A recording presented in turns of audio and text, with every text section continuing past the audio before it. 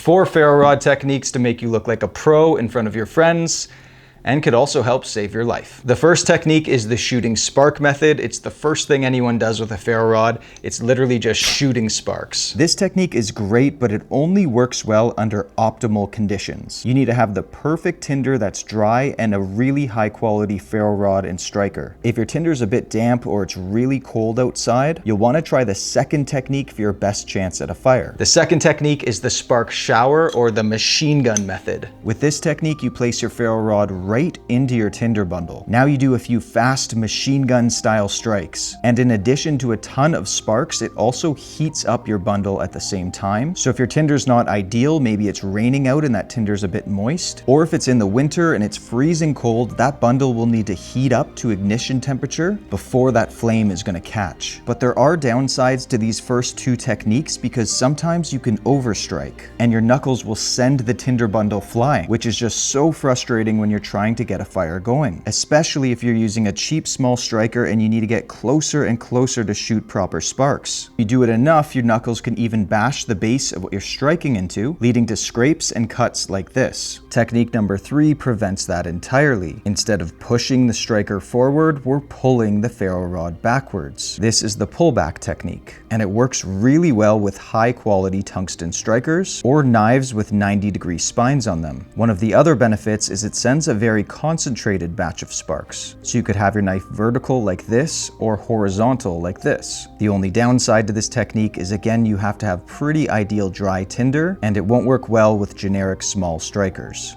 The fourth and my favorite technique of all is the landmine method. You scrape the ferro rod slowly, not trying to start a spark, but trying to pile up shavings. Instead of increased speed, we're looking for increased pressure. Once we get a good pile of these shavings that we're happy with, we can now place our tinder, building around them. Then shooting a single spark into them will cause all of it to ignite, looking like little fireworks or landmines going off. And this produces a lot of heat, so it's the best for unideal, slightly damp or cold tinder. It's my favorite technique to teach beginners because they get it right away and saves a ton of frustration. The only downside to this technique is it doesn't work on all ferro rods. It only works on soft ferro rods with quality sharp strikers, like carbide for instance. And large ferro rods like this can last over 20,000 strikes, so you don't need to worry about wearing the thing down with all the shavings. If you want to learn what the best ferro rod to get is and the things I wish I knew before I bought a ferro rod, check out this video here. I strongly recommend it.